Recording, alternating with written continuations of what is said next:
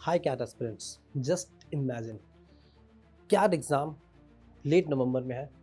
आप exam centre में बैठे हो, क्वेश्चन आपकी स्क्रीन पर फ्लैश हो चुका है और आप प्रोसेस में आगे बढ़ चुके हो सॉल्विंग के, बट आप एक स्टेप में अटक चुके हो एंड आप सोच रहे हो कि यार ये कहीं तो मैंने देखा है, किसी वाईटी चैनल पे, किसी पीडीएफ में, किसी कमेंट में, कहीं तो मैंने देखा है इसको सॉल्व करते हुए, बट यहाँ पे मैं अटक रहा हूँ। मैं समझ नहीं पा रहा हूँ कि एग्जैक्टली इसके बाद आगे बढ़ना कैसे था। रिकॉल करने की कोशिश हो रही है, बट ये चीज़ अगर आपके साथ 4-5 ऐसे सवाल में हो जाए, तो यही चीज़ आपको 99 परसेंटाइल से रोक सकती है। अब इसका कारण क्या है? इसका कारण है इवोल्यूशन। इवोल्यूशन क्या है? अडैप्ट करना। आपको जो भी एनवायरनमेंट आपके लिए अनफैमिलियर था, उसको फ़ैमिलियर करना। फॉर एग्ज़ाम्पल डिफरेंस देखते हैं कि क्या है एग्ज़ैक्टली। एग्ज़ाम सेंटर पे आप बहुत ही ज़्यादा भीड़ के साथ सॉल्व करने की कोशिश कर रहे हो और घर पे आप अकेले बैठ के सॉल्व करते हो।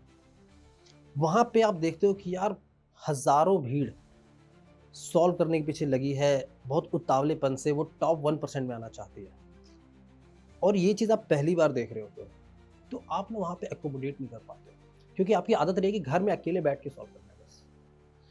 दूसरी चीज़, आप जब घर में सॉल्व कर रहे हो, आपने ना वो टाइमर के साथ उतनी एक्सपेरिमेंट नहीं करी है, उतना एक्सपीरियंस नहीं किया है। आपने एक होमली एनवायरनमेंट में कि यार कभी वो 2 मिनट में हो गया, तो कभी वो 10 मिनट भी ले लिया।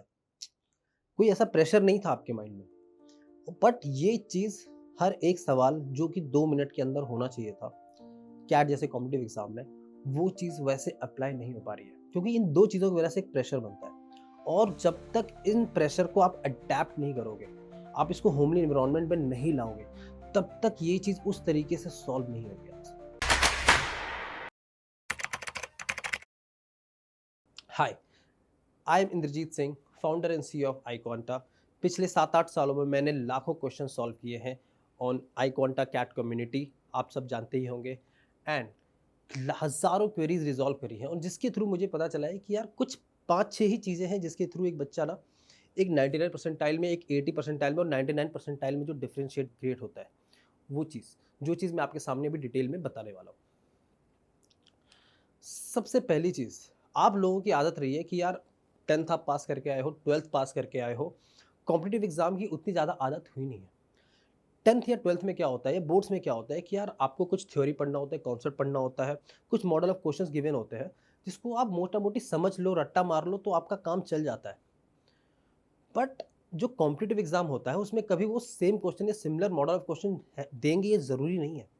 वो एक डिफरेंट मॉडल ऑफ क्वेश्चन के थ्रू आपको टेस्ट करना चाहते हैं कि आपका उन प्रेशर सिचुएशन में आप कुछ नए फ्रेम ऑफ रेफरेंस में अपने कॉन्सेप्ट को, अपने थ्योरी को आप अप्लाई कर पाते हो कि नहीं। तो यही वो टेस्ट कर रहे हैं एग्जाम में आपके साथ और ये चीज़ के लिए आपको 4-5 चीज़ों का ध्यान रखना है। पहली चीज़, जब आप कॉन्सेप्ट पढ़े उसके बाद आपने enough number of question solve किए थे फ्रॉम द राइट मटेरियल और नॉट। आई नो कि काफ़ी लोग की यार आदत रही है कि यार अर्जुन शर्मा जैसे किताब आपको पता ही है, उससे सॉल्व करने की आदत रही है। उस बुक में कोई खराबी नहीं है, जब वो स्टार्ट हुई थी, एज़ इन वो 20 साल 25 साल पुरानी किताब है, उस टाइम के हिसाब से ये सही था किताब, है ना? उसमें कोई बुराई नहीं है। बट अभी टाइम के हिसाब से उतना वो अडैप्ट नहीं कर पाई ये किताब। मैंने भी अपने टाइम पे जब मैं कैट एस्पिरेंट था, तो मैंने सॉल्व किए थे उससे कुछ क्वेश्चंस, दो कि मैंने एक चैप्टर के बाद मूव ऑन कर गया था वहाँ से। बट रीज़न बीइंग कि यार आपको वो पुराने कैट के हिसाब से चीज़ें दी हुई हैं। अभी उसने उतना अडैप्ट नहीं किया, तो ये राइट मटेरियल होना बहुत ज़रूरी है कि यार updated CAT level questions materials से ही मैं उस नंबर को सॉल्व करूँ। मान लो कि यार 500 रैंडम क्वेश्चन सॉल्व कर दो, इससे नहीं होगा आपका 99.9 परसेंटाइल यार। आपको सही मटेरियल से सही कॉन्सेप्ट लगाना ही पड़ेगा। अब चलो, enough number of question practice करना है, ये तो यार सबको पता है। अब ये डिफरेंस कैसे क्रिएट होता है? आपको ध्यान होगा कि कुछ ऐसे मेमोरेबल मूवीज़ होते हैं, जिसके कैरेक्टर्स आपको याद हो जाते हैं, जिनकी स्टोरीज़ आपको याद हो जाती है। उसका रीज़न क्या है? और कुछ ऐसी चीज़ें होती हैं, ऐसे वीडियोज़ होते हैं जो पढ़ाई के लेक्चर्स होते हैं, वो आपको याद नहीं होते हैं। या फिर कुछ जो आपने खुद से भी सॉल्व किया था, वो भी आपको प्रोसेस आप आगे जाके एग्ज़ाम में मान लो भूल जाते हो। उसका रीज़न क्या है? क्योंकि जब आप मूवी देख रहे थे, तब आपके सारे सेंसेस ऑन थे और सारे सेंसेस ऑन तभी होते हैं when you are enjoying the process, when you are like having fun during the process. और ये चीज़ नहीं होगी, इसको जब आप एक जॉब समझोगे, तो उसको आप फुल्ली रिटेन नहीं कर पाओगे। तो ये सबसे पहले अपना माइंडसेट को ध्यान से रखना कि आप अगर इस प्रोसेस में आए हो, कैट एस्पिरेंट बने हो, 99 परसेंटाइल लाना है तो उसको जॉब की तरह मत देखो। सिर्फ ध्यान दो कि यार ये क्वांट, एलआरडीआई और वर्बल के जो कॉन्सेप्ट्स हैं, इसको जो समराइज़ करना है, इनको समझना है, इसको आप समझो कि अपना ही कॉन्सेप्ट है। तो अगले 6 महीने सिंपल कर दो, क्वांट, एलआरडीआई और वर्बल, इन सब के कॉन्सेप्ट को आप पूरी ऐसी तरीके से समझ लो कि आपको क्वेश्चन देखते ही आपको समझ में आ जाए कि इसको ऐसे करना था, है ना? पूरा आपको पिक्चराइज़ होने लग जाए। इसी रीज़न से ना आपको शायद काफ़ी लोगों को आइडिया नहीं होगा कि आईक्वांटा का जो क्लासेस हुए थे पूरे पुराने सालों में, वो वहाँ सिर्फ़ और सिर्फ़ एप्लीकेशन क्लास होती थी। There were no live classes, there were no faculties. सिर्फ़ मैं ही क्वांट, एलआरडी और वर्बल देखता था, आप लोगों के डाउट सॉल्व करता था, है ना? एंड जो लाइव क्लासेस है, वो हमने काफ़ी लेट लाया हूँ, 2022 में। एंड मैं थोड़ा-सा इस बात से मैं कुछ शेयर करना चाहता हूँ, ये मेरा पर्सनल एक्सपीरियंस है। इसके बाद ना जैसे ही मैंने देखा कि यार बच्चे लाइव क्लास पे जो ज़्यादा डिपेंडेंट हुए हैं ना, वो थोड़ा-सा ना अपना जो एप्टीट्यूड है वो कम कर दिए हैं। एंड इसका मैं रीज़न देता हूँ कि यार जो पहले साल जब मैंने सिर्फ़ और सिर्फ़ एप्लीकेशन क्लास ली थी, मेरे 2 100% एरर आए थे। उसके बाद 2019 में भी मेरा 100% एरर आया था, जिसको मैंने बाइक गिफ्ट करी थी। एंड उसके बाद से मैक्सिमम मेरे 90.99 ही आते रहे, है ना? ऑफ कोर्स पिछले साल जो 25 में हमारे 15 9.9 प्लस आए थे, no doubt, because of course यार काफ़ी बच्चे आ गए हैं हमारे यहाँ, काफ़ी बच्चे हमारे यहाँ आईक्वांटा में एनरोल करते हैं अभी। एंड इसी वजह से शायद हमारा सबसे ज़्यादा 99 परसेंटाइल है। बट जो हमको पहले डिफरेंशिएट करता था, वो एप्लीकेशन क्लास होती थी। अरे एप्लीकेशन क्लास का पूरा पॉइंट ही ये था कि यार आप जब पढ़ रहे हो, जब आप सॉल्व कर रहे हो, आप पूरी भीड़ के साथ एक साथ सॉल्व कर रहे हो। 50-100 बच्चे आपके साथ सॉल्व करें, वो टाइमर रहे जो हम लोग रखते हैं 3 से 5 मिनट का आपको सॉल्विंग के टाइम पे, depending on the level of question, वो भी आप पहले दिन से फ़ील करो। और यही आदत मैं आपको दिलाने के लिए एप्लीकेशन क्लास रखी थी। जिस बंदे ने एप्लीकेशन क्लास को ढंग से नहीं किया, 99% चांस है कि वो 99 परसेंटाइल नहीं लेके आएगा। सिर्फ़ और सिर्फ़ अगर कोई कोचिंग आपको कह रही है कि आपका लाइव क्लास करने से आपका 9 परसेंटाइल आ जाएगा, तो they are making a fool out of you. अगर कोई कहीं पे ला भी रहा होगा ना, तो वो बंदे ने खुद से वो मेहनत करी थी। सारी की मेहनत उसकी खुद की थी। अब यहाँ पे डिफरेंस ये है ना कि यार ये वहाँ पे मैं भी नहीं कह रहा हूँ कि यार सिर्फ़ और सिर्फ़ हमारे एप्लीकेशन क्लास की वज़ह से बंदा 99 परसेंटाइल ले आ पाता है। हम लोग उस बच्चे को उस प्रोसेस में जो पहला और दूसरा स्टेप होता है ना, वहाँ पर ला के छोड़ते हैं। जैसे डिफरेंस क्या होता है कि लाइव क्लास करा दिया, कॉन्सेप्ट समझ गया, कुछ मॉडल ऑफ क्वेश्चंस देख लिया, बट इसके बाद बच्चा खुद पे अब असाइनमेंट है वो आप खुद से कर लो, बुक है वो खुद से सॉल्व कर लो, वगैरह वगैरह, है ना? बट हम लोग यहाँ नहीं छोड़ते, हम लोग इसके बाद मेक श्योर करते हैं कि यार एप्लीकेशन क्लासेस पूरा आप सॉल्व करो, जिसमें आप ये दोनों चीज़ें जिसकी आपकी अडेप्टेबिलिटी अभी तक नहीं बनी है ना, और ना ही कैट एग्जाम तक बन पाएगी उस लेवल की, वो चीज़ आप पहले दिन से सॉल्व करो एट आईक्वांटा। ये चीज़ सारे आईक्वांटा बच्चों को मैं सीरियसली मेक श्योर करना चाहता हूँ कि वो अटेंड करें अच्छे से एप्लीकेशन क्लासेस। चलो अब मान लो कि आपने अब एप्लीकेशन क्लासेस के थ्रू आपने पहला और दूसरा स्टेप सॉल्विंग का वो आपने स्टार्ट कर दिया है। अभी जो मेजर पार्ट आता है दैट इज स्टिल 70% जो आपको खुद से करना है, सॉल्विंग, है ना? हर एक मॉडल की सॉल्विंग आपको जो खुद से करनी है, वहाँ पे आपको ना 2-3 चीज़ों का ध्यान रखना है। जो पहले तो बता दिया कि सही मटेरियल तो होना चाहिए, बट जब आप सॉल्व कर रहे हो, क्या आप जब भी सॉल्व करने के प्रोसेस में आपको लगता है कि यार मैं अभी ये कर पा रहा हूँ, बट मुझे लगता है कुछ तो मिसिंग है, एक काम करता हूँ मैं जल्दी से देख लेता हूँ एक बार पीछे सॉल्यूशन, हाँ, हाँ, मेरे को भी तो यही समझ में आ रहा था। नहीं, ये नहीं करना है। जब तक आप सॉल्यूशंस बिना देखे सॉल्व नहीं कर पा रहे हो 80% ऑफ द क्वेश्चंस, आप 99 परसेंटाइल के लायक अभी तक नहीं बने हो, ये ध्यान रखना। काफ़ी लोग को यही लगता है कि मैंने सारा मटेरियल खत्म कर दिया। बहुत सारी क्वेरीज़ आई थी मेरे को यार, कि यार मैंने सारा खत्म कर दिया, ये खत्म कर दिया, फिर भी नहीं आया। फिर मैंने ज़्यादा डेप्थ में जाने की कोशिश की, तो यार जब भी वो फँसता था ना, तो वो तुरंत एक बार सॉल्यूशन दिखता था, फिर आता था। तो उसको समझ तो सब आ रहा था, बट वो जब भी प्रेशर आ रहा था, वो सॉल्व नहीं कर पा रहा था वहाँ पे। और ये आदत आपको डालनी है कि विदाउट सॉल्यूशन, देखो स्टार्टिंग में आप देख सकते हो सॉल्यूशन, तो इसका मैं प्रोसेस एक बार समझा देता हूँ अच्छे से। कि मान लो आप कोई क्वेश्चन सॉल्व कर रहे हो, ठीक है ना? ये बहुत इंपॉर्टेंट है, सारे लोग इस चीज़ को अच्छे से नोट रखना। आप कोई भी क्वेश्चन मान लो सॉल्व कर रहे हो, और वहाँ पे आपको ऐसा लग रहा है स्टार्टिंग में कि यार मैं प्रोसेस तक पहुँच रहा हूँ, लेकिन कुछ गैप है, तो आप देख सकते हो, देख सकते हो, देख सकते हो स्टार्टिंग में। बट एक प्रोसेस पे आपको आना है कि जहाँ पे आप विदाउट सॉल्यूशन देखे आप सॉल्व कर पा रहे हो। एंड इनिशियली भी ना बहुत ज़्यादा टाइम वेस्ट ना हो, तो इसके लिए आप अपने आप को ना ईगो पे लो कि यार ये मेरे से क्यों नहीं हो पा रहा है। आप ना पहले जब तक खुद से स्ट्रगल नहीं करोगे ना, तब तक आपकी वो ब्रेन की जो ग्रे सेल्स है ना वो हिट नहीं होंगे, और स्ट्रगल करने के टाइम पे ही जो आप चीज़ें फील कर रहे हो ना, उस वो चीज़ आपके दिमाग में रिटेन होंगी। जो चीज़ हम लोग हमारे एप्लीकेशन क्लास में भी करते हैं, और जब खुद सॉल्व कर रहे हो तब भी मेक श्योर करो कि यही चीज़ आप अप्लाई करो खुद से, कि यार आप स्ट्रगल करो कि यार आप उस टाइम तक पहुंच पाओ। तो उसका स्वीट स्पॉट क्या है, कितना टाइम आप वेस्ट कर सकते हो इसके लिए। मतलब क्वांट के क्वेश्चन के लिए आई विल सजेस्ट कि यार 10 से 15 मिनट तक आप स्ट्रगल करते रहो, तुरंत सॉल्यूशन मत जाओ।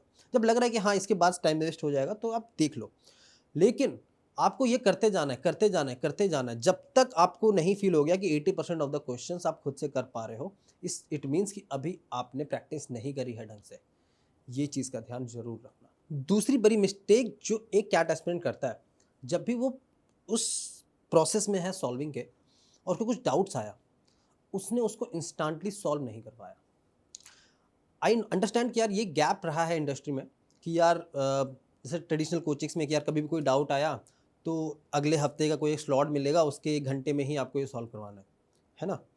But but this is a very big gap in this process, कि आपने अगर वो चीज़ इंस्टेंटली सॉल्व नहीं करवाई तो आपको ना वो याद ही नहीं रहेगा उस टाइम पे कि यार मैं कहाँ एग्जैक्टली स्ट्रगल कर रहा था। उस टाइम पे फिर से वही चीज़ होगी, आपको लग रहा है कि मैं समझ गया हूँ, मुझे ये आ गया है, मुझे वो आ गया है, बट नहीं, वो आपको नहीं समझ में आया। आपको एग्जैक्टली समझना है कि कहाँ दिक्कत आ रही थी आपको, वो आप लगा क्यों नहीं पा रहे थे, या फिर वो आप सोच क्यों नहीं पा रहे थे। वो चीज़ों पे आपको अटकना है, और वो चीज़ जब तक आप उसी टाइम पे, जिस टाइम पे आप उस फ्रेम ऑफ रेफरेंस में थे, सॉल्विंग के प्रोसीजर में थे, उसी टाइम पे अगर सॉल्व नहीं करवाया तो वो आपका जो रिटेंशन है वो आपका 100% से ड्रॉप होकर के अराउंड 50-60% पे आ जाता है। तो this is the one of the biggest mistake after application जो मैं कह रहा था। तो इसका जो आपको पता ही है कि आई क्वांटा की स्टार्ट सिर्फ और सिर्फ डाउट सॉल्विंग से हुई थी। I used to solve an number of doubts and on demand iQuanta started. और यही चीज़ मैंने ट्राई करी है इन आवर कैट कम्युनिटी, कि यार कोई भी बच्चा आए, कोई भी क्वेरी पूछे, मैं उसका डाउट रिजॉल्व कर पाऊँ, चाहे वो कुछ भी हो, एकेडमिक हो चाहे वो नॉर्मल क्वेरी हो। एंड मैंने आईकॉन्टा का अभी बीटा ऐप लॉन्च किया है ना, जिसका जिसमें मैंने अभी ना डिफरेंशिएट नहीं किया पेड और पब्लिक फ्री बच्चों में। तो कोई भी बच्चा जिसको कोई भी डाउट हो, चाहे आप एनरोल्ड हो चाहे नॉन एनरोल्ड हो, आप आईकॉन्टा ऐप पे अभी जाइए, वहाँ पे जाके कोई भी डाउट पूछिए, हम लोग उसको डेफिनेटली ट्राई करेंगे 15 से 20 मिनट के अंदर आपका डाउट रिजॉल्व करने का। ठीक है। एंड और 2 महीने बाद हमारा मेगा ऐप लॉन्च होगा, बट तब तक के लिए आपको जितनी डाउट सॉल्व करवानी है हमसे करवा लीजिए जा करके, है ना। तीसरी चीज़, मान लीजिए कि आपने ना अपना सिलेबस ख़त्म कर दिया है, ठीक है ना। फॉर एग्जांपल कि हम लोग हमारे बच्चों का सिलेबस जो है 4.5 से 5 महीने के बीच में पूरा सिलेबस ख़त्म करवाते हैं। जैसे कि अभी हमारा जो नया बैच स्टार्ट हुआ है, वहाँ से लेकर के आपका 4 से 5 महीने सिलेबस ख़त्म हो जाएगा। ये चीज़ के थ्रू ना आपको ना रिवीजन जो है वो देखना है कि इनफ नंबर ऑफ टाइम्स हो रहा है कि नहीं। और मेरा सजेशन है कि एटलीस्ट 2 बार एक बच्चे को अपना अच्छे से पूरा सिलेबस को रिवाइज करना चाहिए। देखिए, जो आईक्वांटा के स्टूडेंट्स हैं उनके लिए तो हमने जो हमारा क्रैश कोर्स है वो फ्री रखा हुआ है, तो वहाँ पे तो आपका एक बार रिवीजन हो जाएगा। बट एक बार ना आपको खुद से तो बहुत अच्छे से करना होगा, और उसका प्रोसेस क्या होना चाहिए सो दैट आपको ये ना लगे कि यार इसके लिए मैं अलग से टाइम बचाऊँ। जरूरी नहीं है, it can happen in parallel. जब आप मान लो कि एक टॉपिक खत्म किया, let's suppose you finish number system and now you are in arithmetic. जब आप अरिथमेटिक सॉल्व कर रहे हो ना, उस टाइम पे आप ट्राई करो नंबर्स को रिवाइज करने का। बिकॉज बिकॉज आपको ना, देखो जब आप नंबर्स कर रहे होते हो ना तब आप सिर्फ उसी फ्रेम में रहोगे। जब आप लेट्स या फिर आप अरिथमेटिक भी कर रहे हो तो आप सिर्फ उसी फ्रेम में हो कि यार उसी टाइम पे मैं अगर सॉल्व कर रहा हूँ तो मेरे को जल्दी जल्दी क्लिक होगी। बट जब बहुत सारी चीज़ें मिक्स होंगी ना, तब वो ना आपको रिकॉल होना और टफ हो जाता है, बिकॉज अब आपके दिमाग में बहुत सारा फॉर्मूला, बहुत सारा कॉन्सेप्ट, बहुत सारे मेथोडोलॉजीज भर गए। Same happens in CAT as well, क्योंकि वहाँ पे टॉपिक तो कुछ लिखा नहीं होता, रैंडमाइज होता है हर एक चीज़। आपको पहले देखना होता है, समझना होता है कौन सा टॉपिक का है, कौन से टॉपिक का नहीं है, उसके हिसाब से आपको अप्लाई करना है। तो ये चीज़ आपको ट्राई करना है कि एक टॉपिक आपने खत्म किया, दूसरा टॉपिक आप सॉल्व कर चुके हो, तो उस टॉपिक के प्रोसेस में जब आप आधा कर चुके हो तब आप थोड़ा बहुत पैरेलल में पुराना रिवाइज करते जाओ, मिक्स करो चीज़ों को, है ना। और यही चीज़ जब आप नेक्स्ट टॉपिक पे आ जाओ तब इसके पेनल्टीमेट वाला जो टॉपिक था उसको सॉल्व करने की कोशिश करो। तो ये 5 टॉपिक्स लेट्स सपोज क्वांट में है, सेम चीज़ आप वीआरसी के लिए, सेम चीज़ आप एलआरडी के लिए ट्राई करते रहो। तो इस प्रोसेस में ना जब आपका सिलेबस खत्म होगा उसके छठे महीने में, जैसे कि हम लोग भी हमारे बच्चों का जो 4 से 5 महीने में सिलेबस खत्म करते हैं, तो छठे महीने तक आपका पूरा सिलेबस खत्म हो जाएगा विद रिविजन, राइट। तो ये चीज़ प्लीज़ आप लोग ध्यान रखना।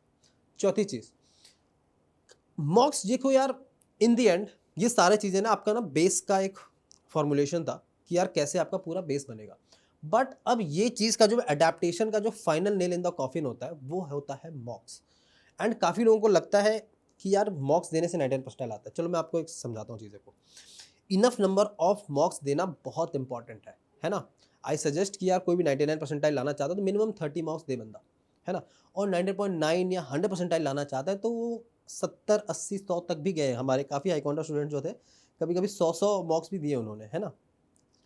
But coming to the point कि यार सिर्फ और सिर्फ मॉक्स उसको 99 परसेंटाइल नहीं दिलाती है, उसको दिलाती है उसकी परफेक्ट एनालिसिस। अब एनालिसिस को अगर मैं समराइज करूँ कि एग्जैक्टली होता क्या है, जस्ट उसका जितना भी उन्होंने मॉक दिया, अब पहले समझो कि उसने अपना बेस फॉर्म किया था वाया कॉन्सेप्ट, उसका एप्लीकेशन एंड प्रैक्टिस। अब मॉक देने के बाद वो समझने की कोशिश कर रहा है कि यार मैंने गलती कहाँ कहाँ करी। क्योंकि मॉक्स में आपको स्टार्टिंग में तो लगेगा कि यार आप क्या हो रहा है ये एग्जाम में, मेरे को तो आता था, मेरे को हो क्यों नहीं रहा है। आप पहली बार शॉक होगा, पहले 4-5 मॉक तो आप भूल जाओ, आपका ट्रू पोटेंशियल वहाँ पे नहीं होगा। आपको छठे 7वें मॉक से आपको समझ में आना शुरू होगा कि आपका ट्रू पोटेंशियल शायद ये है, पहले 4-5 मॉक में बिल्कुल नहीं होगा। तो यहाँ पे बेसिकली आपको करना क्या है, यहाँ पे पहले तो सबसे पहले तो आपको घबराना नहीं है ना। और आपको ये समझना है कि यार दिस इज़ अ प्रोसेस जहाँ पे मैं आपकी जो गलतियाँ जो आप कैट में कर सकते थे उसको मैं बस हटाए जा रहा हूँ via every methodology, every process, every mock, mock by mock. लेकिन अब ये जो प्रोसेस है इसका जो एनालिसिस है वो ढंग से करना, काफ़ी लोग लगते हैं कि यार ठीक है ये पार्ट एंड पार्सल है, मॉक्स तो दे दिया, मैं समझ गया ये है वो है, मैं अब नेक्स्ट मॉक देता हूँ। नेक्स्ट मॉक देने से पहले अगर आपने ढंग से एनालाइज नहीं किया तो नेक्स्ट मॉक वेस्ट है। तो जो मैं अगर मैं बात कर रहा हूँ ना कि एक 99 परसेंटाइल लाने के लिए 30 मॉक्स इज़ इनफ, वो तभी इनफ है जब उसने हर एक मॉक के बीच में प्रॉपर एनालिसिस करी थी, उन चीज़ों पे वर्क करी थी एंड तभी नेक्स्ट मॉक दिया था। अब इसको जैसे मैं बताना चाह रहा था कि समराइज़ कैसे करना था कि यार आपने इन सारे मॉक्स के पहले तो एरर लॉग्स निकाले कि किस-किस टाइप की आप गलतियाँ करते हो, किस-किस कॉन्सेप्ट्स में आप वीक हो, किस-किस टॉपिक्स में आप वीक हो, उनको अच्छे से रिवाइज़ करना, उनको अच्छे से प्रैक्टिस करना and then only move to the next mock. ये प्रोसेस के बाद को रिपीट करते रहना है एंड तब जा कर के आप final nail in the coffin मार पाओगे। अब इसको सॉल्व करने के लिए देखिए हमने हमारा आईकैट का जो मॉक एनालिसिस है, हमने वैसे तो 1.5-2 साल पहले हमारा जो टेक है उसको लॉन्च किया था एआई एनालिसिस के साथ। इस बार हमने और भी ज़्यादा एनहांस किया है। हम लोग बेसिकली ये चाहते हैं कि क्योंकि यार अच्छे से एनालिसिस करने में ना एक बच्चे को ना 4-5 घंटे लग जाते थे वाया एक्सेल शीट वगैरह-वगैरह। उन सारी चीज़ों को एलिमिनेट करने के लिए हमने हमारे प्लेटफ़ॉर्म पे एक ऐसा सिस्टम बनाया है जहाँ पे आपका हर एक एरर ऑटोमेटिकली, हर एक एनालिसिस जो कि आपको खुद से करनी थी, उसका 80-90% चीज़ें आपको ऑलरेडी दी हो जाएँगी एक जगह पे। अब उसको बस आपको समझना है, एनालाइज़ करना है और आपको खुद से पढ़ना है, सो दैट आप वहाँ पे टाइम वेस्ट ना करो। तो उस एनालिसिस के पार्ट को हमने 6 से अराउंड डेढ़ घंटे पे ले आया है। तो इसको आप प्लीज़ एक्सपीरियंस ज़रूर करना और सो दैट मैं चाहता हूँ कि आपका ज़्यादा से ज़्यादा आपके टॉपिक पे वर्क करने पे लगे। तो सारा जो भी आपका वीक स्पॉट है, कहाँ किस टाइप की आप गलतियाँ करते हो और जिस टाइप की आप गलतियाँ करते हो, वो सारे टाइप के क्वेश्चंस भी आपको एक जगह पे दिखेंगे अच्छे से, कि यार इस टाइप की गलतियाँ मैं किस-किस टॉपिक में, किस-किस टाइप की चीज़ों में कर रहा हूँ, है ना? तो ये चीज़ प्लीज़ ध्यान से करना, एनालिसिस जो कह रहा हूँ मैं, है ना? अपार्ट फ्रॉम दिस टेक, आपको पता ही है कि इस बार हम लोग अमित पंचमटिया सर लेके आए हैं, जो कि जिनको ओजी ऑफ मॉक्स कहा जाता था, है ना? तो अब इसकी proper analysis by Amit Panchmatia sir, पूरा बैकएंड का सारा कंटेंट जो कि मैं हैंडल कर रहा हूँ, पूरा टेक, ये तीनों मिला करके iCAT is going to be the best CAT mock test series this year. तो इसको आप नहीं मिस करना प्लीज़, है ना? नाउ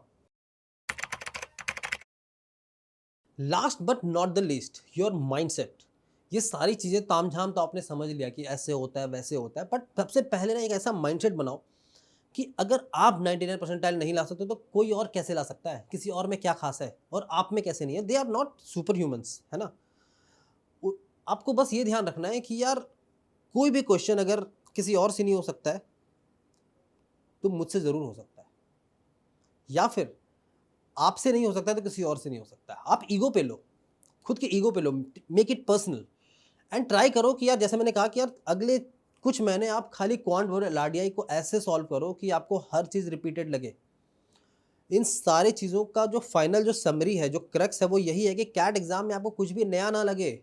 जो आपको स्टार्टिंग से जोड़ो, जो इवोल्यूशन थ्योरी की मैं बात कर रहा था, वहाँ पे आपको कुछ भी नया लगेगा तो आप थोड़े से घबरा जाओगे। और आपको ये सारी चीज़ें इसीलिए करनी है, सारे चीज़ें एक्सपीरियंस इसलिए करना है सो दैट आपको एग्ज़ाम में कुछ भी घबराहट ना हो। हर चीज़ आपको लगे कि ये तो मैंने किया हुआ है, ये तो मैंने किया हुआ है, ये तो मैंने किया हुआ है।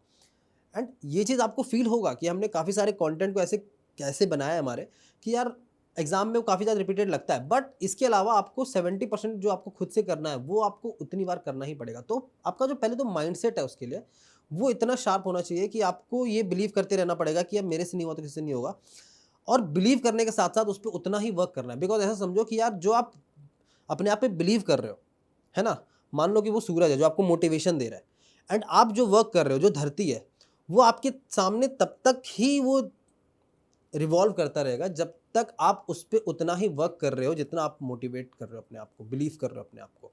जैसे ही कोई एक चीज़ कम होगी, चाहे आपका बिलीफ कम हो गया या फिर आपका वर्क कम हो गया, तो ये जो पेरिफेरी है ये कोलैप्स हो जाएगी। ये दोनों, ये सिस्टम वर्क नहीं करेगा अदरवाइज। तो ये दोनों चीज़ इंपॉर्टेंट है, आपका बिलीफ और आपका उस पर उतना ही वर्क करना, राइट। तो देखो यार, सिंपल सी बात है कि यार बातें तो मैंने बहुत सारी बता दी, है ना। और अब ना बच्चे पूछते रहेंगे टाइम टेबल क्या है वगैरह वगैरह वगैरह वगैरह। देखो आपको ना इसमें टाइम टेबल, आपको नॉर्मल दिनचर्या से, अगर आपको कैट में सही में 99.5 प्लस लेके आना है, तब आपको नॉर्मल जिंदगी से निकाल के टाइम टेबल नहीं बनाना है, आपको कैट की प्रिपरेशन में बाकी चीज़ें करनी होंगी।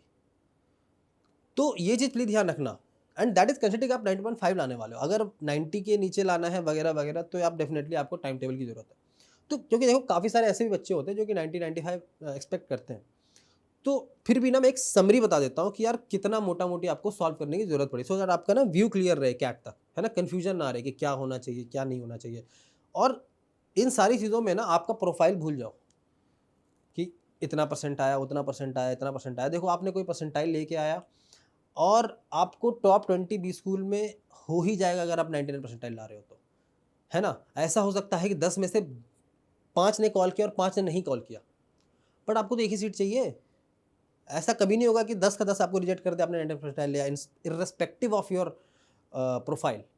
तो प्लीज़ वो सब भूल जाओ, कोई मैटर ही नहीं करती है वो सब, बस ना एंगेजमेंट बनाने के लिए, बकैती करने के लिए एकदम सही है। बट एक्चुअली में आपको मेजरली जो इंपॉर्टेंस है वो इसी चीज़ों को है, आपको एक अच्छी सीट चाहिए अच्छे बी स्कूल में, दैट्स इट। अब उसके लिए क्या एक फ्रेम हो सकता है कि कैसा कैसा दिखेगा, तो मैंने कुछ चीज़ें लिखी है यहाँ पे, जैसे कि आप देख सकते हैं कैट 6 मंथ स्ट्रैटेजी। तो मैंने कुछ फैक्टर्स लिखे क्या क्या चीज़ें मोटा मोटी बच्चा सोच सकता है। तो सबसे पहला फैक्टर जो कि यार बंदा पूछता है कि यार मेरे को दिन में कितने क्वेश्चन सॉल्व करने चाहिए। तो सिंपल हिसाब किताब है, देखो मैं तो अपने बच्चों को समझ सजेस्ट करता हूँ क्वांट में अराउंड 30 क्वेश्चन करो, तो 20 से 30 लिखा है मैंने। एलआरडीआई में 3 सेट्स बोलता हूँ मैं। वीआरसी में 2 आरसी कर सकते हो, एक आर्टिकल पढ़ सकते हो, और 5-10 वीए कर सकते हो। अब ये चीज़ देखो, अब ना कैट एस्पिरेंट देखो 2-3 टाइप के होते हैं यार। कुछ वर्किंग होते हैं, कुछ कॉलेज गोइंग होते हैं, कुछ विदाउट जॉब कर रहे होते हैं जिनके पास टाइम ज़्यादा होता है ना। तो कुछ लोगों के लिए टाइम कंसिस्टेंट है, बट जो वर्किंग है या कॉलेज गोइंग है उनके पास वीकेंड पे ज़्यादा टाइम होता है। तो इन चीज़ों को फिर आप मत देना कि आइडियल क्वेश्चन आपको हर दिन यही करते रहना है। आपको ओवरऑल एज अ वीक देखना है कि यार एक वीक में आप इतने नंबर ऑफ, इसको मल्टीप्लाई कर दो 7 से, उतना आप एक वीक में कर पा रहे हो कि नहीं, है ना। तो मतलब वीकेंड पे आप ज़्यादा अच्छे से इस्तेमाल करो अगर आप कॉलेज गोइंग हो या फिर वर्किंग हो।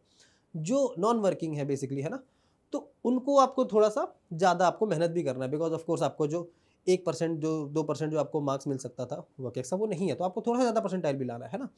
तो ये चीज़ आप ट्राई करो कि यार हर दिन रेगुलरली कर पाओ, और नहीं भी हो पाए तो एक वीक में आप पूरा ये नंबर फॉलो कर पा रहे हो, राइट। अब टाइम कितना देना है, 2 घंटा एवरेज दिन का, है ना। सब मिला के कह रहा हूँ मैं ये सारी चीज़ें, है ना। और वही चीज़ है, सेम चीज़, अगर आप वीकडे पे टाइम नहीं दे पा रहे हो तो वीकेंड पे × 7 करके पूरा हिसाब किताब एवरेज निकाल लेना। कोर फोकस होना क्या चाहिए, सिंपल सी बात कह दी थी मैंने, कॉन्सेप्ट और उसका एप्लीकेशन। एलआरडीआई में देखो सेट सिलेक्शन बहुत इंपॉर्टेंट हो जाता है कि यार कई बार ना लोग जो एलआरडीआई है उसको सॉल्व करने करने में ना वो फंस जाते हैं, तो वही सेम चीज़ ईगो आ जाता है और उनका 15 मिनट वेस्ट हो जाता है। देखो क्वांट में ना थोड़ा सा टाइम रह जाता है, क्वांट में ऐसी चीज़ 4-5 बार होगी तभी जाकर आपको हर्ट करेगी, बट एलआरडीआई ऐसी सेक्शन है जहाँ पे पहले सेट में ही अगर आप फंस गए और आप ईगो पे ले गए और आपने टाइम वेस्ट कर दिया और उससे आपका एंड आउटकम भी नहीं मिला, तब आपका वो 15 मिनट वेस्ट हो गया। Now you have left just 25 minute जिसमें आपको रिमेनिंग सेट सॉल्व करना है। और यहाँ पे आपको देखो कैट एग्जाम में ना 99 परसेंटाइल लाने के लिए आपको अराउंड 50% मार्क्स लाना होता है ना। अराउंड क्वांट में भी, एलआरडीआई में भी, वीआरसी में भी, है ना। Which can include some errors also, है ना, क्योंकि बंदा गलतियाँ भी करता है, बट आपको 50% क्वेश्चन सही करोगे तब आप 90 परसेंटाइल आराम से ले आओगे। तो एलआरडीआई में ऑफकोर्स आपको सेट सिलेक्शन इंपॉर्टेंट हो जाता है। वीआरसी में आपको सिंपल चीज़ बताऊंगा, रीड, कॉम्प्रिहेंड, समराइज। तो अभी क्या करता हूँ ना मैं ना, कैट एग्जाम को ना ऐसे देखो कि यार एक क्यों रखा गया कैट एग्जाम को, यार सीधा सीधी इंटरव्यू लेके क्यों नहीं करा देते हैं, कुछ रीजंस होंगे। वहाँ पे पहले तो ऐसे मैनेजर्स बनाना चाहते हैं जो एक बना हुआ जो इस्टेब्लिश्ड कोई कंपनी है, कोई बिजनेस है, कोई सिस्टम है, उसको वो अच्छे से समझ पाए, मेंटेन कर पाए, है ना, सही दिमाग लगा पाए। तो उसके लिए उन्होंने 3 सब्जेक्ट रखे हैं, क्वांट, जिससे आपका वो एप्टीट्यूड चेक करते हैं, बिकॉज ऑफ कोर्स मैनेजर्स का ना स्मार्ट होना जरूरी होता है, क्विक थिंकिंग होना जरूरी होता है ना, डिसीजन मेकिंग लेना जरूरी होता है, तो इसलिए उन्होंने क्वांट रखा है। एलआरडीआई क्यों रखा है, कि वो देखना चाहते हैं कि यार बंदा मेहनती है कि नहीं। यार एलआरडीआई ऐसी चीज़ है जहाँ पे आपको मेहनत करना है, एंड गोल मैं आपको बताऊंगा कि देखो 500 एलआरडीआई सेट लगाने पड़ेंगे आपको एलआरडीआई को अच्छे से करना है। तो काफ़ी लोग पूछते रहते हैं कि एलआरडीआई नहीं हो रहा है, वो नहीं हो रहा है, एक ही रीज़न है, आपको यहाँ पे 500 एलआरडीआई सेट लगाने हैं, आपका हो जाएगा। बट एलआरडीआई में मेहनत लगती है और ये बोरिंग भी है यार। क्वांट देखो, मैं भी जब एस्पिरेंट था ना, मैं क्वांट क्वांट लगाते रहता था, एलआरडीआई मन नहीं करता था। बट अगर आपको कैट में अच्छा लाना है तो एलआरडीआई एक ऐसा जगह होगा जहाँ पे जो नहीं करेगा तो ओवरऑल में अच्छा वो नहीं ला पाता है। बिकॉज यही चीज़ ना, बंदा क्वांट में अच्छा भी हो तो एलआरडीआई खराब हुआ ना तो वो क्वांट के दिमाग में भी जा करके उसको खराब करती है आगे जाके, है ना, एग्जाम की बात कर रहा हूँ।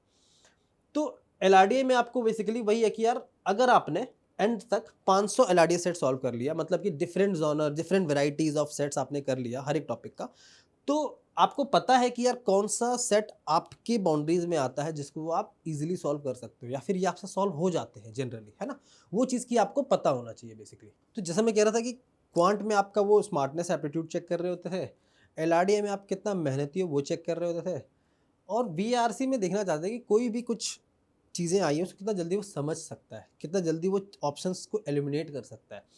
मतलब आप किसी कंपनी में अगर काम करोगे, आपको काफ़ी डिफरेंट बिजनेस के स्टडीज़ मिलेंगे और अलग अलग डिफरेंट ऑथर्स से, different different genre of writing style से आपको रूबरू होना पड़ेगा, और उसको आप कितना जल्दी, कितना अच्छे से, कितना क्रिस्प तरीके से समझ पा रहे हो, और आप दूसरे लोगों को समझा पा रहे हो, है ना, उसके क्या कहना है, उनका कैसे समझना है। तो ये चीज़ इसलिए इन्होंने बीआरसी में रखी है, इसलिए ये 3 चीज़ें होती हैं। तो आपको इसको उसी तरीके से समझना है। जैसे मैंने कहा था कि बीआरसी में रीड, कॉम्प्रिहेंड एंड समराइज ये इतना इंपॉर्टेंट है कि पहली बात तो ना, ऑफ कोर्स जब तक आप रीड नहीं करोगे तब तक आपको आदत ही, सेम चीज़ आपको आदत ही नहीं आएगी कि यार कोई भी चीज़ अगर आपके सामने आई तो उसको आप रिटेन कर पा रहे हो कि नहीं, है ना। अब कई बार लगता है कि चलो मैं रीड तो कर लिया बट मेरे से रिटेन नहीं हो रहा है, इसको फिर से वही चीज़ कहूँगा कि इसको भी आप रीड करते टाइम ऐसे रखना कि यार अब इसको ना ऐसा समझो कि यार मैं कोई स्टोरी पढ़ रहा हूँ, कि मैं इसको, मेरे को समझना है, इसको समझ करके मैं देखना चाहता हूँ कि ऑथर एग्जैक्टली कह क्या रहा था, इसके जितने भी सवाल है इसको मैं सारे दाग दूंगा। जब तक आप इसको पूरा अंदर ग्रास्प नहीं कर लोगे, इसको अगेन आप रीडिंग की तरह लोगे, प्रैक्टिस की तरह लोगे कि यार मैं पढ़ करके क्वेश्चन ट्राई करता हूँ, वैसे नहीं, आपको समझना है कि यार एग्जैक्टली कह क्या रहा था, उसके अंदर घुस जाना है आपको, है ना, उस तरीके से आपको पढ़ने की कोशिश करनी है। तो ये रीड तो करना है, कॉम्प्रिहेंड करना है इसी बीच में समझने के लिए। अब ये टेस्ट करना अपने आप को कि आपने कितना रिटेन किया है। अगर आपकी आदत नहीं रही है, if you haven't been a reader, है ना, तो आपको ये आदत थोड़ी डालने के लिए आपको ना एक थोड़ा सा एक प्रोसेस, जो कि यार हमारे ऐप पे मैं डेली रीडिंग आर्टिकल डालता हूँ और बच्चों को बोलता हूँ इसको समराइज करो, है ना, तो काफ़ी बच्चे करते हैं यहाँ पे। तो उसको आपको देखना समराइज से होगा क्या, कि आप टेस्ट कर पा रहे हो कि आपको कितना समझ में आया, है ना, विदाउट सीइंग द आर्टिकल। आप कुछ चीज़ों को पढ़ो, उसको समझो और उसको समराइज़ करने की कोशिश करो, कि और फिर टेस्ट करो कि कितना गैप्स हैं बेसिकली, है ना। और धीरे-धीरे आपको आदत हो जाएगी इन चीज़ों को समझने की, और उसके बेसिस पे उसके जो भी क्वेश्चंस आएँगे उसको ऑप्शन को एलिमिनेट करने की, है ना। तो इन चीज़ों का आपको ध्यान रखना है।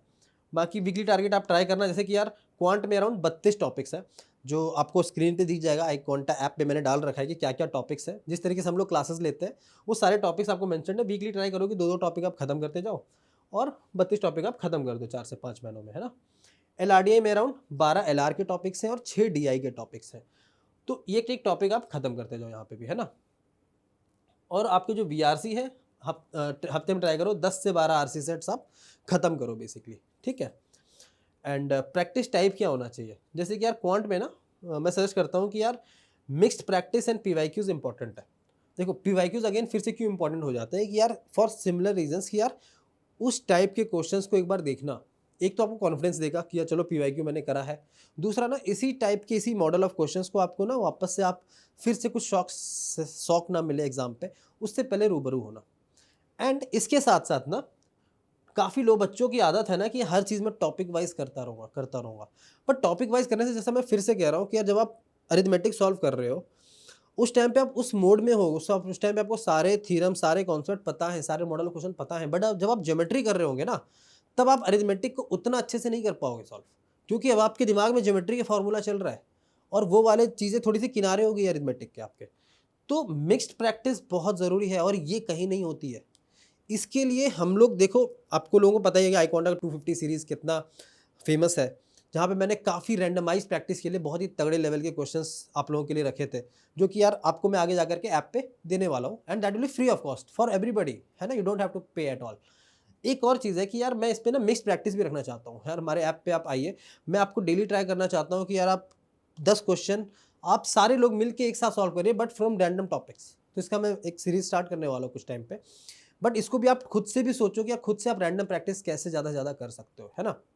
ये चीज़ आपकी थोड़ी बहुत मॉक्स में हो जाती है, जो कि है ना, that's why mocks are very important. So LID में भी आपको सेम चीज़ करनी है कि यार एक तो सेक्शनल की practice and past year papers. तो एलआरडी में 2 चीज़ों का ध्यान रखना चाहता हूँ कि यार कुछ लोगों को ना एलआरडी एकदम बेसिक से भी समझ में नहीं आता है, और कुछ लोग चाहते हैं कि मैं कैट लेवल का सॉर्ट करूँ। तो मैं यहाँ पे सिमिलर डिवीजन करूँगा इन द पीवाईक्यूज।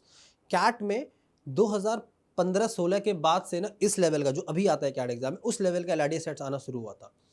तो जो बच्चे बेसिक से करना चाहते हैं उनको आई वुड सजेस्ट कि 2000 से लेकर के 2014 तक के एलआरडी सेट सॉल्व करो आप, अगर आपको बेसिक से करना है ना, कॉन्फिडेंस लाना है एलआरडी में। और आपको अगर कैट लेवल तक मूव करना है तो आप 2017 से लेके 2025 तक के सॉल्व करना शुरू करो, है ना, जो आपको फ्री में अवेलेबल हो जाएगा as a mock, as sectionals on iQuanta platform, ठीक है। तो ये आप जरूर करना, ठीक है। इसके अलावा जो भी एलआरडी के सेक्शनल्स होंगे, इसको डेफिनेटली करना, बिकॉज वो सेट सिलेक्शन की प्रैक्टिस करना कि यार कौन सा आप कर पा रहे हो, कौन सा नहीं कर पा रहे हो, इसका ध्यान रखना बहुत ज़रूरी है ना, वो पहले से आपको पता होना चाहिए। सेम चीज़ वीआरसी में सेक्शनल्स बहुत इंपॉर्टेंट तो है ही, जॉनर वाइज आरसीज आपको करना है। तो 7 से 10 जॉनरा है जो कि यार आरसी में आते हैं जनरली, है ना, पॉलिटिक्स, सोशल, आर्ट्स वगैरह वगैरह, है ना। उतना डिटेल्स में नहीं जाएंगे, मैं आपको स्क्रीन में दिखा देता हूँ ऐप पे, क्योंकि पड़ा हुआ है ये, आप सारी चीज़ें देख सकते हो। तो इसकी भी जॉनर वाइज प्रैक्टिस करना, और एंड में जाकर के आपको सेक्शनल में ये देखना है कि कौन से जॉनर आप ज़्यादा कंफर्टेबल हो करने में, है ना, उन चीज़ों को आप पहले करो, है ना, उन चीज़ों को आप ज़्यादा करो बेसिकली, है ना। अब जाते हैं कि यार मॉक स्ट्रैटेजी क्या होनी चाहिए। सिंपल चीज़ है, आपका ध्यान होना चाहिए एक्यूरेसी एंड उसके साथ स्पीड पे भी। पहले मैंने एक्यूरेसी लिखी है, ये ध्यान रखना, ठीक है ना। अब काफ़ी लोग हो जाते हैं कि पहले स्पीड पे ध्यान दें तो एक्यूरेसी ड्रॉप हो रही है, कभी एक्यूरेसी पे ध्यान दें तो स्पीड ड्रॉप हो रही है। इसका सिंपल प्रोसेस है कि यार पहले आप ट्राई करो कि एक्यूरेसी आप 80% प्लस लेकर के आओ, जो कि मैंने पहले भी कहा था कि कॉन्सेप्ट समझने के बाद अप्लाई करना, विदाउट सोल्यूशन देखना, 80% ऑफ द टाइम्स आप कर पा रहे हो कि नहीं। तो सेम चीज़ आपको एक्यूरेसी देखनी है कि आप 80% ऑफ द क्वेश्चंस आप खुद से सॉल्व कर पा रहे हो कि नहीं, ठीक है ना। इसके बाद हम जाएंगे टाइम को कम करने में, इसको कैसे कम करना है बेसिकली, है ना। तो उसके बाद हमको ट्राई करना है कि यार ये एवरेज टाइम हम लोग 2 मिनट के आसपास कर पाए, depending upon the length of the question. It can, ये कुछ सेटर्स भी हो सकते हैं जो 1 मिनट में हो सकता है, कुछ 3 मिनट भी ले सकता है। एवरेज आप समझो कि 2-2.5 मिनट आपका लगेगा क्वांट में, तो अच्छा है ना। सेम चीज़ आपका जो ये है एलआरडीआई में सेट सिलेक्शन, वंस अगेन इस पे मैं 3 बार 4 बार और बोलूँगा, लेकिन सेट सिलेक्शन बहुत इंपॉर्टेंट है, आपको नोट कर लेना। टाइमिंग सेम चीज़, एलआरडीआई में कितना टाइम लगना चाहिए उन्होंने एवरेज, मुझे लगता है कि यार अच्छे से अगर बंदा बहुत ज़्यादा प्रैक्टिस कर लिया तो 8 से 9 मिनट में कर सकता है वो, है ना। एवरेज अगर लूँ तो 10 मिनट में एक आपका एलआरडीआई सेट मोटा मोटी, कि जैसे 40 मिनट होता है, पहले 4-5 मिनट आपको गेज करने में कि कौन सा आपका आपके एरिया का सेट है, तो वो आप गेज करने में लगा दोगे। उसके बाद अगला मान लो 10 मिनट लगते गया, तो ऐसे करके आप 3 सेट एटलीस्ट कर पाओगे, और 3 सेट के बाद आपका 99.5 एलआरडीआई में आ सकता है। देखो 4 से 5 सेट आते हैं, कभी 5 आता है, कभी 4 आता है, और 2.5 एलआरडीआई सेट लाने पे आपका 99 परसेंटाइल आ जाता है ना। तो यही आप अगर 3 साढ़े 3 कर लेते हो तो 99.5 आराम से, है ना। तो यही चीज़ों का आपको ध्यान रखना है। और बीआरसी में आपको वही टाइम मैनेज करना है, सेम चीज़। एक आरसी भी आपको अराउंड 8 मिनट में सॉल्व हो सकती है, एवरेज इसी टाइम पे आना है आपको, है ना। एंड इसमें ऑफ कोर्स एनालिसिस इंपॉर्टेंट हो जाती है। मैं एक चीज़ आपको और समझाना चाहता हूँ कि यार काफ़ी लोग जैसे ना, क्वांट में तो आपको एक्यूरेसी का ध्यान रखना होता है, बिल्कुल। एलआरडी में भी आपको एक्यूरेसी का ध्यान रखना है, बिल्कुल। बट वीआरसी से ट्रिकी एरिया, काफ़ी लोग एक्यूरेसी को मेंटेन करने के लिए ना, वो सोचते हैं कि मैं कम अटेम्प्ट करूँगा तो मेरा शायद एक्यूरेसी ज़्यादा होगा, बट ऐसा नहीं है। इसलिए कई बार आप किसी कैट एडमिशन से पूछना, वो क्वांट और लैडे उसे पता होगा कि एग्जाम के बाद कभी कोई मॉक दिया हो या एग्जाम दिया हो, कैट भी एग्जाम दिया हो, तो उसको पता होगा कि उसका कैसा गया। बट वीआरसी से कभी पता नहीं होगा। स्टार्टिंग में वो फील करेगा कि यार मैंने अच्छा दिया, क्योंकि उसे पता ही नहीं कि कौन सा गलत है अभी तक, है ना, वो जब तक फाइनल सॉल्यूशन नहीं आएगा तब तक उसको पता नहीं चलेगा। और एग्जाम डे पे 99% लोग शॉक होते हैं कि यार ऐसा कैसे हो गया, यार मैंने तो अच्छा किया था, मुझे तो लग रहा था सही है उस टाइम पे। तो इसका ना एक छोटा सा ट्रिक है जो कि मैं कैट एस्पिरेंट्स को बताता हूँ हर साल, कि यार एक्यूरेसी ना एंड कॉम्प्रिहेंशन में ना हल्का सा डिफरेंस है। If you are able to comprehend like 60% of the things, है ना, मान लो कि आपने मेहनत करते करते 60-70 पे लेके आए हो, एग्जाम्पल ले रहा हूँ मैं, है ना, इट मीन्स कि आप ना 60-70% ऑफ चीज़ों को कॉम्प्रिहेंड कर पाते हो, तो बट आपको ये नहीं पता है कि कौन सा आप कॉम्प्रिहेंड कर रहे हो कौन सा नहीं। तो इसके लिए ना मैं ये सजेस्ट करता हूँ कि अगर आपने सारे क्वेश्चन सॉल्व किए एग्जाम में, है ना, दैट मीन्स कि सारे क्वेश्चन का अगर आपने 60% करेक्ट किया, डिपेंडिंग ऑन योर कॉम्प्रिहेंशन की मैं बात कर रहा हूँ, तो आप सीधा सीधा कैलकुलेट कर लो कि आपको सारे क्वेश्चन सॉल्व करने पे ज़्यादा मार्क्स आ रहे थे इंटू 3 एंड इंटू -1 जो करना होता है, एंड हाफ क्वेश्चन अगर आप करते हो, क्योंकि कॉम्प्रिहेंशन आपको ड्रॉप नहीं करेगी बेसिकली, है ना, आपका एक्यूरेसी। तो ये चीज़ का आप ध्यान रखना, इसकी आप थोड़ी सी फाइन ट्यूनिंग कर लेना मॉक देते टाइम, सेक्शनल देते टाइम, कि आपका ज़्यादा अटेम्प्ट करने पे बढ़ रहा है एक्यूरेसी, घट रहा है एक्यूरेसी, है ना। बेसिकली आपको एक स्वीट स्पॉट देखना है जहाँ पे आपका कॉम्प्रिहेंशन घट भी ना रहा हो, बट हाँ, आप जस्ट बिकॉज आपको धीरे पढ़ रहे हो तो आपका बहुत ज़्यादा कॉम्प्रिहेंशन ऐसा बढ़ भी नहीं जाता है ना, तो इसको आप थोड़ा सा ध्यान रख सकते हो। अब बिगेस्ट मिस्टेक क्या करते हैं लोग क्वांट में, कि यार लोग फॉर्मूला रश करते रह जाते हैं। टोटल मिलाकर के 160 फार्मूला ऑब्लिक कॉन्सेप्ट्स होते हैं क्वांट में, है ना। अब जिसको हम लोगों ने आप 32 टॉपिक्स में डिवाइड किया है बेसिकली, है ना, बट आपको बताया था कि यार एप्लीकेशन कितना इंपॉर्टेंट है, फॉर्मूला रटने से कुछ नहीं होगा, आपको उसकी आदत होनी पड़ेगी, है ना, डिपेंडिंग 99% ला रहा हूँ, फिर से बोल रहा हूँ। तो बिल्कुल ये सबसे बड़ा मिस्टेक है। एलआरडी में फिर से वही बात, रॉन्ग सेट सिलेक्शन सबसे बिगेस्ट मिस्टेक। वीआरसी में नॉट समराइजिंग, ये काफ़ी लोग नहीं करते हैं और इसीलिए काफ़ी लोगों का वीआरसी अच्छा नहीं है। मतलब जिनका पहले से रीडिंग हैबिट रहा है वही अच्छा लाते रहते हैं, बट मेहनत करके ना बहुत कम ही लोग अपना वीआरसी सुधार पाए। तो इसका सिंपल इलाज है, पहला तो यार आप पढ़ो, चीज़ों को समराइज करो, इसके साथ साथ ऑप्शन एलिमिनेशन विदाउट लॉजिक, ये चीज़ भी ना थोड़ा सा आपको ध्यान रखना पड़ेगा कि यार देखो कई बार ऐसा हो सकता है कि यार आपने चीज़ जितनी भी समझी है उसको अगर आप लॉजिकली आप एलिमिनेट कर पा रहे हो ना, तो भी कई बार बंदा कर जाता है। तो इसको ना आदत डालनी पड़ेगी। ये मत समझना कि यार वो कैब में आपका एक पर्टिकुलर तरीका होता है। बेसिकली इसमें अगर हर चीज़ आप लॉजिक से एलिमिनेट कर सकते हो, हर चीज़ को लॉजिक से डिफाई कर सकते हो, तो इसकी भी आपको थोड़ी सी आदत बनानी पड़ेगी। बाकी इंप्रूवमेंट मेट्रिक क्या होना चाहिए, सेम एक्यूरेसी परसेंटेज क्वांट में, है ना, इन डिफाइंड टाइम लिमिट। एलआईडी में भी सेम चीज़, सेट सॉल्व वर्सेज अटेम्प्टेड, मतलब ओवरऑल लेवल पे आप इतने सेट सॉल्व कर रहे हो, है ना, और कितना आपसे हो पा रहा है बेसिकली। वीआरसी में भी RC accuracy genre wise percentage basically, है ना, तो उसी से आपको देखना पड़ेगा कि इतने सारे जॉनर में से कौन सा आपका कंफर्ट एरिया है, तो उसको आप पहले अटेम्प्ट करोगे, सेम चीज़ आपको अप्लाई करनी है। फिर आपका रिवीजन स्ट्रैटेजी, तो आपको जैसे मैंने स्टार्टिंग में बताया था कि यार कॉन्सेप्ट जो कि हम लोग मान लो हमारे लाइव क्लासेस से करते हैं। एक और चीज़, जैसे जो भी बच्चा वीक है ना अगर किसी भी एलआरडीए में, क्वांट में, बीआरसी में, तो हमने नॉन इंजीनियर्स मॉड्यूल बनाया जो कि यार एक 6 से 10th का एनसीईआरटी का समरी है ना, जो कि लाइव क्लास करने से पहले बच्चा कर सकता है अटेम्प्ट, है ना। सेम चीज़ हमने LRD essentials and BRC essential बनाया है। एलआरडी एसेंशियल में ये ध्यान रखना है कि जितनी भी टाइप के मिस्टेक्स एक बच्चा कर सकता है, उन सारी चीज़ों का मैंने एक मेथोडोलॉजी बनाई है। मैंने ये भी बताया है वहाँ पे कि A4 साइज़ पेपर में, क्योंकि एलआरडीए देखो सेट सॉल्व करना एक आर्ट ही है बेसिकली, है ना। अब वहाँ पे मान लो कि A4 साइज़ पेपर में आपको कैट एग्जाम में पेपर सॉल्व करना है। अब कई लोगों की आदत होती है कि बड़े वाले पेपर में सॉल्व करने की, वहाँ पे A4 साइज़ से पेपर में बंदा फँस जाता है कि यार ये आधा इन्फॉर्मेशन यहाँ लिखा, आधा इन्फॉर्मेशन अगले पेज पे लिखा। तो उसकी भी मैंने आदत बेसिकली एलआरडी एसेंशियल मॉड्यूल है उसमें बताई है मैंने, है ना। सेम चीज़ मैंने वीआरसी एसेंशियल में भी किया है कि जिस टाइप की मिस्टेक्स या फिर ना बच्चों को लगता है कि यार CAT VRC is all about grammar, all about आपका वोकैबुलरी, तो ये थोड़ा बहुत हेल्प करता है। जैसे वोकैबुलरी इज़ इंपॉर्टेंट, बट वो किस तरह से इंपॉर्टेंट है मैं समझाता हूँ आपको। ए फॉर ये, बी फॉर ये रट्टा करने की बिल्कुल ज़रूरत नहीं है। मैंने भी जब एस्पिरेंट था तो मैं रटने की बहुत कोशिश किया था और आज मुझे उसमें से 90% याद ही नहीं है ना। मैं नॉर्मल डे टू डे ज़िंदगी में जो याद रहती है वही बोल पाता हूँ। तो अभी इसमें पॉइंट क्या है कि मैंने इसमें क्या किया, वीआरसी एसेंशियल में बहुत इंपॉर्टेंट, ये खुद में एक कोर्स है वीआरसी एसेंशियल। इसमें क्या किया मैंने कि पिछले 10 साल के जितने भी पास्ट पेपर्स आए थे, उसमें से जितने भी अच्छे अच्छे टफ टफ वोकैब्स होते हैं उसको मैंने लिया और हर एक वोकैब के वर्ड पे मैंने एक वीडियो एक्सप्लेनेशन बनवाया है।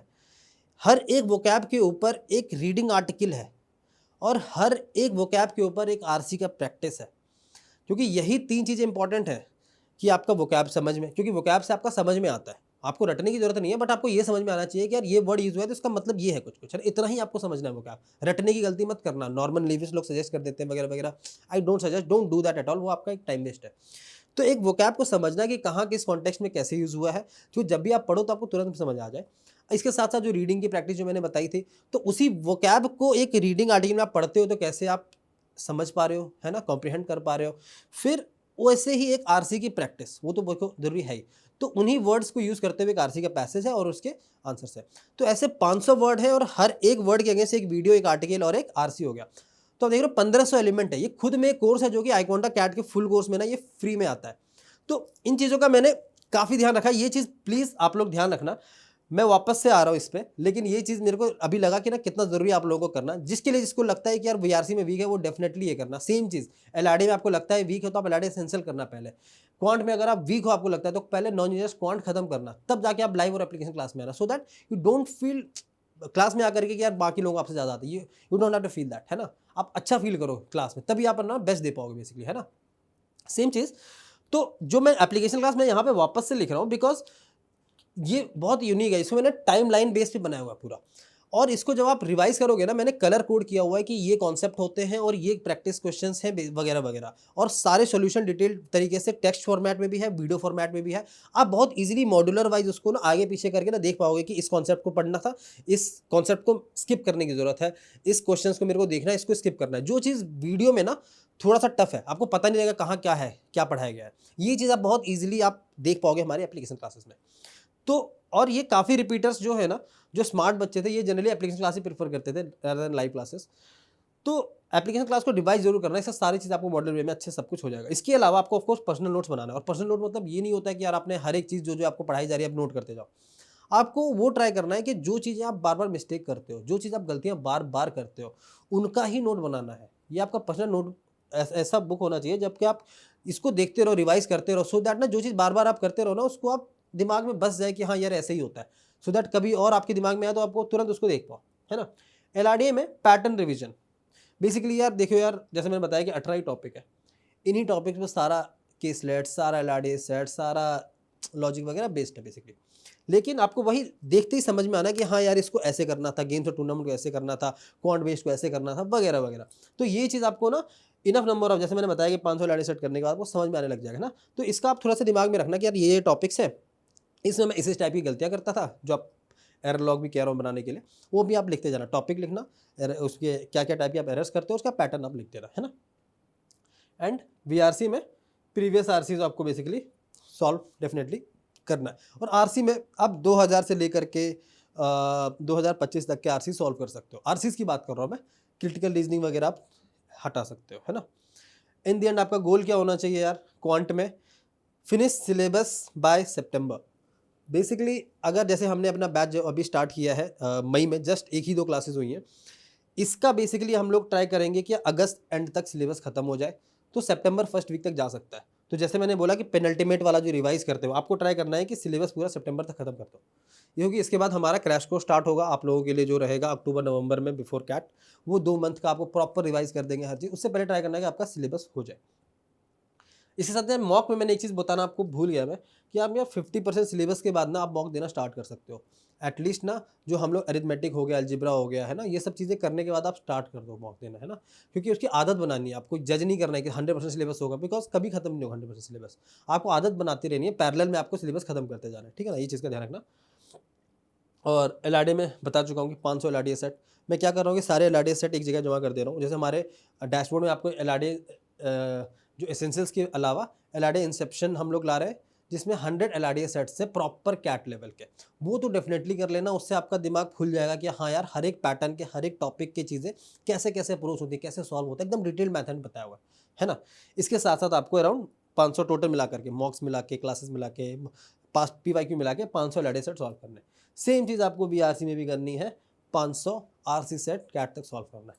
और ये चीज़ आपने कर ली, आपका गारंटी कह रहा हूँ 99 प्लस तो आ ही जाएगा। अगर कुछ फकअप हुआ तो भी आ तो जाएगा अच्छे से, देखो 99.5 प्लस आराम से। बट कुछ हो गया यार, इधर उधर कुछ हो जाता है, बहुत कुछ, वो मैं नहीं बताऊंगा, उसमें नहीं जाऊँगा। उसके बाद ही आपको 99% आ जाएगा और आप किसी एक अच्छे भी स्कूल में बैठे हो अगले साल, नोट इट डाउन। तो इन दी एंड आपको कोई भी क्वेरी हो कैट से रिलेटेड, करियर से रिलेटेड, MBA से रिलेटेड, या कुछ भी पूछना हो मेरे से, आई क्वांटा ऐप जो कि बीटा लॉन्च हो चुका है, डिस्क्रिप्शन में लिंक में डलवा दे रहा हूँ, वहाँ पे आप कुछ भी पूछिए, आई विल बी अवेलेबल। मैं आपके सारे डाउट रिजॉल्व करूँगा या करवाऊँगा, और आपको जो भी मटेरियल चाहिए मैं आपको अवेल करवा दूँगा, है ना? तो हम लोग एक कम्युनिटी बना रहे हैं बेसिकली, इसका मेगा लॉन्च हम लोग 2-3 महीने बाद करेंगे, बट उस बीटा टेस्टिंग के लिए हमने क्या है इसको अभी लॉन्च कर दिया। यहाँ पे हमारे पेड बच्चे अभी पढ़ना शुरू कर दिया है। तो आप कोई भी बच्चा हो, आप आइए हमारे ऐप पे, कोई भी डाउट पूछना हो प्लीज़ पूछिए हमसे, है ना? Thank you.